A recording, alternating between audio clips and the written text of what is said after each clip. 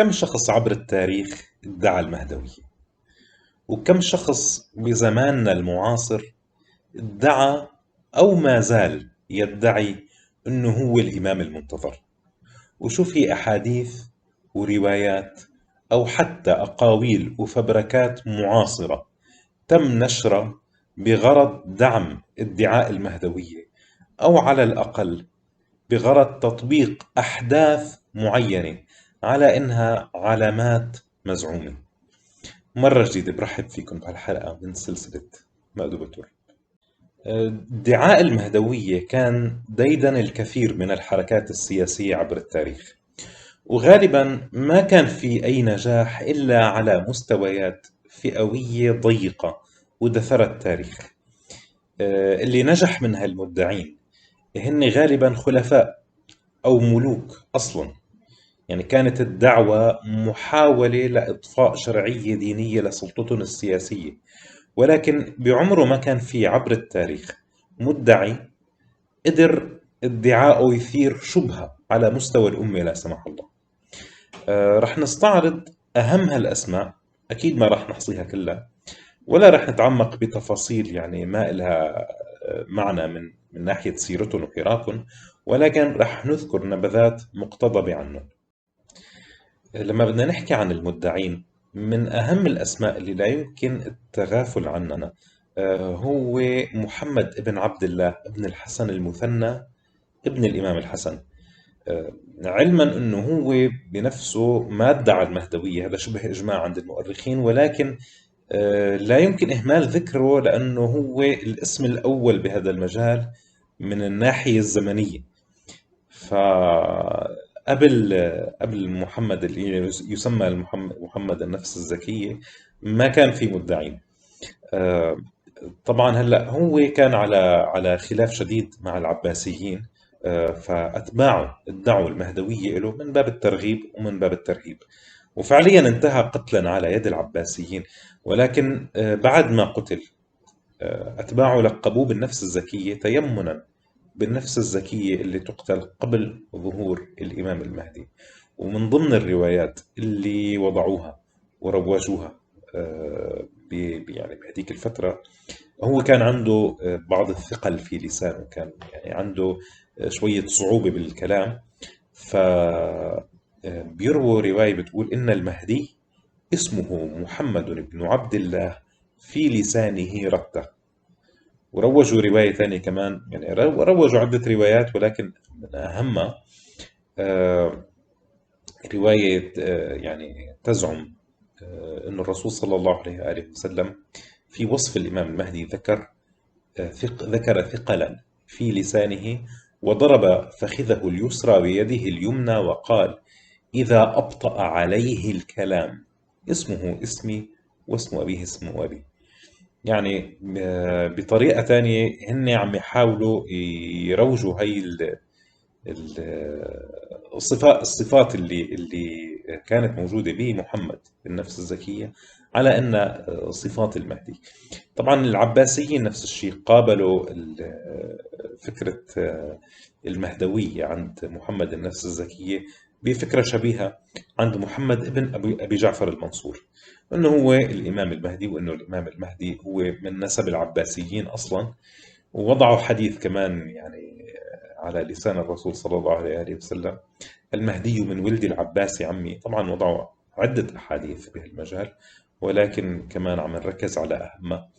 وحديث ثاني يزعم أن النبي صلى الله عليه وآله وسلم قال للعباس: يا عم النبي، إن الله ابتدأ بي الإسلام وسيختمه بغلام من ولدك وهو الذي يتقدم لعيسى. يعني الكلام واضح، عم يحكوا يعني يفترض انه عم يحكي عن الامام المهدي. بعدين ارتجعوا بعد موته، بعد موت محمد ابن المنصور، قالوا لا، النبي الأكرم صلى الله عليه وآله وسلم كان عم يبشر بمهدي عباسي غير الإمام المهدي اللي هو الإمام المنتظر. وطلعوا بحديث جديد: يا عباس، إذا كانت سنة 35 و100 فهي لك ولولدك، منه السفاح والمنصور والمهدي. يعني حاولوا يرقعوها. ولكن للأسف حتى الأحاديث اللي تزعم أنه الإمام المهدي هو من نسل العباس، في بعض ما بدي أقول رجالات الدين المتقدمين، ولكن يعني من بعض العلماء، آه، من اعتبر أنه ممكن توفيق بين كون الإمام المهدي يعني من نسل الرسول صلى الله عليه وآله وسلم، ومن نسل العباس لعله من أمه مثلا، أو شيء من هذا القبيل. ولكن فعليا هي أحاديث موضوعة من دون شك. ومن ضمن الأحاديث كمان اللي وضعوها بعض الأحاديث اللي حاولوا يطبقوا مجريات أحداثها على أحداث دارت على أيام أبيه اللي هو أبو جعفر المنصور، يعني على أساس الاستدلال على صحة ادعاء المهدوية لمحمد بن أبي جعفر المنصور، كونها هي علامات لظهوره حصلت وتحققت. مثلا في رواية بتقول: وتنزل ترك الحيرة وتنزل الروم فلسطين ويسبق عبد الله عبد الله حتى يلتقي جنودهما بقرقيسيا على النهر ويكون قتال عظيم، ويسير صاحب المغرب فيقتل الدجال ويسبي النساء. يعني طلع الدجال ومات الدجال وبعدنا بعلامات الظهور. وليش بعدين بيقتل الدجال وبيسبي النساء يعني؟ ماني فاهمان الربط. ولكن فكرة يسبق عبد الله عبد الله هي محاولة تطبيق أحداث حرب أبي جعفر المنصور اللي هو اسمه عبد الله ضد عمه اللي هو عبد الله بن علي العباسي، وقتله له. يعني إضافة شوية ملح قرقيسي على شوية بهار السفياني بيطلع الحديث من علامات الظهور. مع الأسف هي الرواية شائعة الاستخدام عند الكثير من الباحثين وحتى عند رجال الدين بمجال علامات الظهور. بالمناسبة بدي أقول شغلة بالنسبة لعلامات الظهور. العلامات الأساسية هي الصيحة والسفياني والنداء الخسف بالبيداء تحديدا، وقتل النفس الزكية. يعني هن علامات معدودة ومحدودة وواضحة. في علامات عامة لعصر الظهور، في علامات لحقبة الظهور، مثلا مثل فتنة الشام وحديث الطاعون والحصار الاقتصادي وكذا، يعني كذا مسألة غيرهم. ولكن العلامات المباشرة اللي هي تعد قليلة وواضحة ومحددة، هي العلامات اللي ذكرت بالكثير من الأحاديث. أما أنه والله وجه بيطلع بالشمس وكف بيطلع بالقمر وبتشرق الشمس من المغرب وبصير خسوف وكسوف مخالف للطبيعة الفلكية، وثلاث خسوفات بشهر رمضان، يعني أساسا مالي فهمان كيف القمر بده يدور يعني 3 مرات بشهر واحد، يعني من شان الله. وبطول الليل 3 ليالي وبينزل خيط من السماء وبيتدلى والناس بتطلع فيه. يعني كوكب المغامرات تبع سبيس تون، مو هيك يعني. الروايات كثيرة بتحدد 5 علامات واضحة، غير هيك كلام ما له قيمة. ولو كانت هيك أحداث مهولة فعليا مضبوطة، ما كانت خلت الروايات اللي بتحكي عن أهم العلامات، ما كانت خلت منهم أبدا.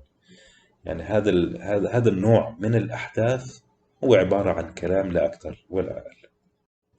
عبيد الله الفاطمي يعني هو كان أهم الأسماء بهالمجال وأنجحها فعليا. كان ادعاؤه يعني له أثر كبير على نجاح دولته، ولكن فعليا الدور الأساسي لنجاحه كان قوته العسكرية. ولكن ما في شك أنه ادعاؤه دعم سلطته، ما في الواحد ينكر هالشيء إطلاقا. بس بعد موته وكثرة الحروب بين دولته الفاطمية يعني وبين البرابرة، صار في ترويج لأحاديث وروايات تخويفا من البرابرة وقوتهم وسطوتهم يعني، والمشاكل اللي كانت بهذيك الفترة. آه، صار ترويج لروايات بتخوف من دخول البرابرة إلى القاهرة والإسكندرية، ويلي ذلك دخول إلى الشام والمسجد الأموي، وهالشي تحديدا قبل الخسف. وقبل بالتالي قبل خسف حرستا عفوا، وبالتالي قبل ظهور السفياني. فكان في نوع من تخويف المقصود للعباسيين تحديدا، لعله من باب يعني دعم الحرب ضد البرابرة أو شيء من هذا القبيل. ولكن فعليا البرابرة لم يصح حديث واحد بيذكر لهم أي دور بعلامات الظهور. وأساسا يعني أساسا ما عاد في كيان ذاتي أو دولة برابرة مثل زمان يعني. من الروايات اللي بقصدها هون رواية بتقول: علامة المهدي إذا انساب عليكم الترك ومات خليفتكم الذي يجمع المال ويستخلف بعده ضعيف أو رجل ضعيف برواية، فيخلع بعد سنتين من بيعته، ويخسف بغربي مسجد دمشق، وخروج 3 نفر بالشام، وخروج أهل المغرب أو برواية وخروج البربر إلى مصر، وتلك أمارة السفياني. يعني تخويف واضح للدولة العباسية. طبعا يعني من الموضوعات ما في شك، هذا النوع من السياق، هذا النوع من الأحداث كله من الموضوعات. وهون نحن بنكون تقريبا طوينا صفحة الحركات التاريخية اللي أثرت في الروايات المهدوية وروايات علامات الظهور، ووضعت فيها وحولت فيها. ولكن بعد هيك يعني مرت فترة شاعت فيها الادعاءات بآسيا الوسطى وجنوب آسيا، ونتج عن هالشي بعض الحركات الدينية المحدودة طبعا. وما زال لليوم كل فترة بيطلع يعني حدا مدعي بيتبعوا بعض الأتباع. ولكن يعني حركة القحطاني والجهيمان اللي ذكرناها يعني بكم من حلقة مو آخر واحدة فيهم. يعني في كتير مدعين انسجنوا، بعضهم بمصر بعضهم بالسعودية، في منهم دخلوا مصحات عقلية، في بعضهم يعني لا يتعدى وجودهم الإنترنت حقيقة، وأتباعهم بتابعون من خلال الإنترنت، من خلال مواقعهم والأمور هاي. وبرغم أنهم محدودين، ولكن شيء عجيب فعلا كيف تغسل العقول، وكيف يعني بينفتنوا بهالطريقة. خلونا نشوف هالفيديو. لا تنتظر المهدي، فهو بيننا، عمره 46 سنة الآن، وقد ولد وهو حي يرزق في بلاد اليمن، وهو ناصر محمد اليماني، ونتواصل معه عن طريق موقعه. صرت أحكي أهلي والأقربين لإلي عن الإمام وشو مبادئه، وتقريبا اقتنعوا بالفكرة. أول ما ابتدأت بالدعوة بالأقربين، الأهل والأقربون والأصدقاء، نحن من بين هذه القلة التي آمنت ما قبل اتيان غضب الله على جميع أهل الأرض. سيقترب الكوكب الذي وعد به الأرض، سيشتي على الأرض نيازك، بقى 20 سنة خلال ستحدث الأحداث، وعندما يقترب ذلك الكوكب جميع أهل الأرض سيؤمنوا به، لأن الله لم يبعث المهدي المنتظر نبيا ولا رسولا، بل يبعثه الله ناصرا لمحمد رسول الله صلى الله عليه وسلم. من المدعين المعاصرين اللي ما زالوا عبر الإنترنت يعني بيشتغلوا حسن التهامي، اللي هو يدعي عدم الادعاء بمعنى بيقولوا أتباعه أنه هو الإمام المهدي بس هو ما بيعرف، علما أنه الرأي الشائع أنه الإمام المهدي ما بيعرف نفسه أنه هو المهدي إلا ساعة الظهور، هو رأي مبني على رواية بتقول أنه بيجي بعض الناس الراغبين بالمناصرة بيشوفوه بالمدينة، بيشوفوا الإمام المهدي بالمدينة، بيسألوه إذا هو الإمام، بيقول لهم: لست بصاحبكم، حذرا منهم أنهم يكونوا عسس، مو أنه والله هو مو عرفان حاله أنه هو الإمام المهدي. يعني هاي الفكرة بيستندوا عليها جماعة حسن التهامي بشدة. هو بيقول أنا مو المهدي، وأتباعه بيقولوا هو المهدي بس يعني ما بيعرف. ولليوم يعني في غيرهم كذا واحد طبعا من المدعين اللي مدعي الإنترنت، يعني طبعا ما في داعي نعددهم لأنهم يعني أقل من أنه نعطيهم أهمية. عددنا بعض الأحاديث الموضوعة بسياق الحركة المهدوية وعلاماتها، ولكن في عدة أحاديث ونصوص غيرها بكتاب مأدبة الرب، ما رح نسردها كلها. ولكن لابد من ذكر بعض الفبركات المعاصرة منها. نبدأ بأقدمها اللي هو كتاب مناجم القرون، اللي ينسب لابن العربي، اللي هو أحد كتابين منحولين لابن العربي، مناجم القرون والشجرة النعمانية. بيحكي عن كرامات ومعاجز وعجائب يعني لابن العربي، وبينسبها لسيرته. ولكن من ضمنها بيذكر قصيدة المفروض أنه قالها ابن العربي عن علامات الساعة بشكل عام، مو عن الإمام المهدي تحديدا. بتقول: إذا اتحد اليهود مع النصارى وطاروا بالحديد إلى البروج، وأضحى المسجد الأقصى أسيرا، وصار الحكم في ذات الفروج، ونارا في الخليج لها سعيرا. يا سلام على الأخطاء اللغوية. وحكم في الحجاز إلى العلوج، وفي حرب الكواكب سوف تفنى عواصمهم على زيت الخليج. ويأجوج ومأجوج فقاموا وصاحوا، يعني كمان ركاكة بالأسلوب، شيء مزري. ويأجوج ومأجوج فقاموا وصاحوا يا بحار الدم موجي، فقل للأعور الدجال هيا، فقد آن الأوان إلى الخروج. المفروض أنه هي قصيدة قالها ابن العربي قبل شي 700 سنة. نفس الشيء في كتاب شاع اسمه الجفر اللامع والنور الجفر الجامع والنور اللامع، شيء زي هيك. وفي عدة نسخ يعني بعناوين مختلفة، ولكن كلها تصب في موضوع الجفر، ادعاء أنه هذا هو الجفر اللي خطه الإمام علي وأخفاه. يعني هو هذا الكتاب صدر بالقرن الماضي أصلا.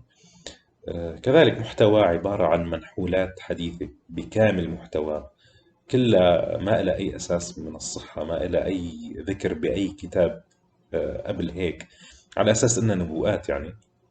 وبناء عليه طلع كتاب تاني كمان اسمه ماذا قال علي عن آخر الزمان. نفس الشيء، عبارة عن أساسا هو عبارة عن اقتباسات من يعني ما يزعم أنه هو الجفر. نقتبس شوي منه ونقول: ويسبق منادي السماء بالمهدي قوم من مصر وبيت المقدس، يرفعون منارة في أرض واسعة، وفي أرض واسعة الخير كأنها النهر في الجود، اسمها حروف قبيلة كندة، إشارة لكندا يعني. وطبعا الأنهار المذكورة إشارة للشلالات يعني. فيها كنوز عظيمة مثل كنوز بلاد الأمريك. يا سلام، يعني كندا وكندا وبلعناها يعني. في كمان رواية مزعومة، هي مو رواية يعني، ولكن تقول: يحكم الحجاز رجل اسمه على اسم حيوان، إذا رأيته حسبت في عينه الحول، وإذا اقتربت منه لا ترى في عينيه شيئا، يخلفه له أخ اسمه عبد الله، كمان يخلفه له. البلاغة اللي عند الإمام علي يعني، يا سلام. هذا النص عفوا انشهر جدا جدا جدا مع الأسف، وهو منحول. بيتداولوا على الإنترنت وبيكتبوا المصدر كتاب 250 علامة حتى ظهور الإمام المهدي، كتاب للسيد محمد علي الطباطبائي، اللي هو كتاب معاصر أصلا. والكتاب نفسه بينسب هذا الحديث أو هذا النص لمسند الإمام أحمد بن حنبل، وطبعا الحديث مو موجود بالمسند إطلاقا.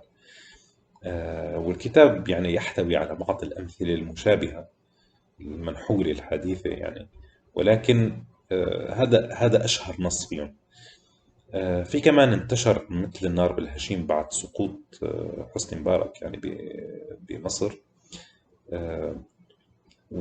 وساعد على انتشاره انه النص موجود قبل سقوط مبارك.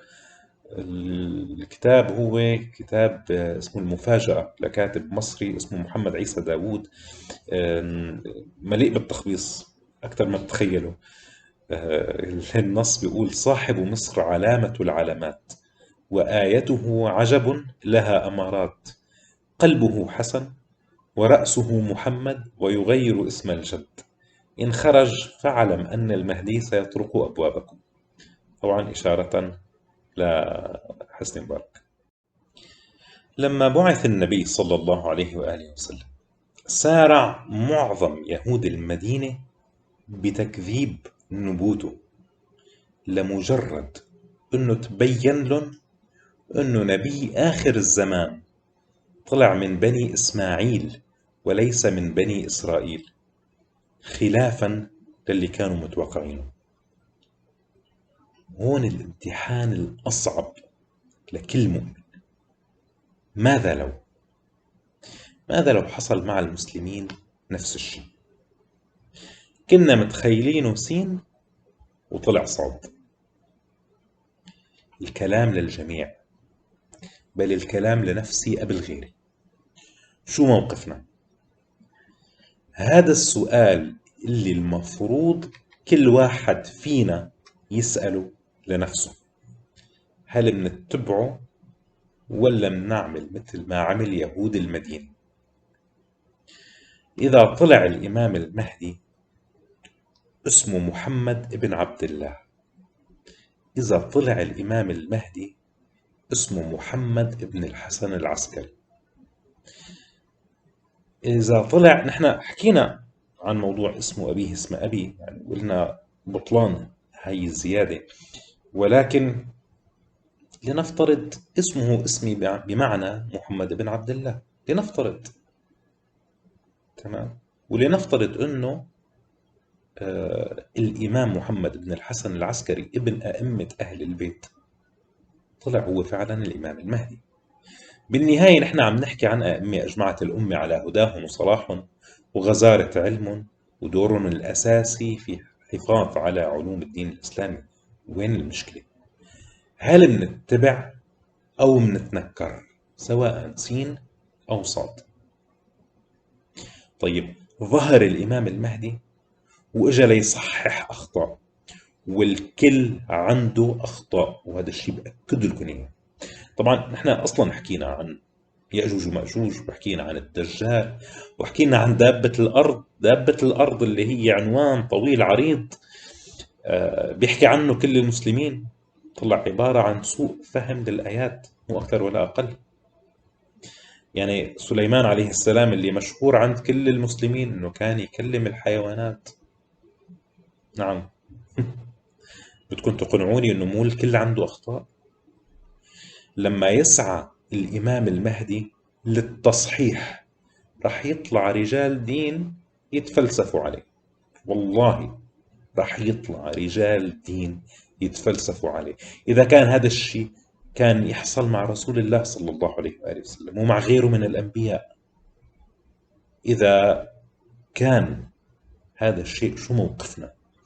نحن اللي إن شاء الله رب العالمين اختارنا من بين التاريخ كله لنشهد ظهور هالإمام العظيم، إذا تعاملنا معه بهالطريقة ما بعرف شو ممكن نستاهل يوم القيامة. يؤسفني أقول إنه وصلنا للحلقة الأخيرة بالسلسلة، يعني رح ضل طلت إطلالات قصيرة من وقت للتاني، بس ما رح يكون في موعد أسبوعي على القليل حتى إشعار آخر، ولكن رح كون ناطر أسئلتكم وتعليقاتكم من خلال الإيميل اللي رح يظهر تحت، أو من خلال يعني وسائل التواصل الاجتماعي أو التعليقات على الفيديو، وإن شاء الله التواصل أكيد ما رح ينقطع. نلتقي بالأسبوع الجاي إن شاء الله بالحلقة الأخيرة، انطروني.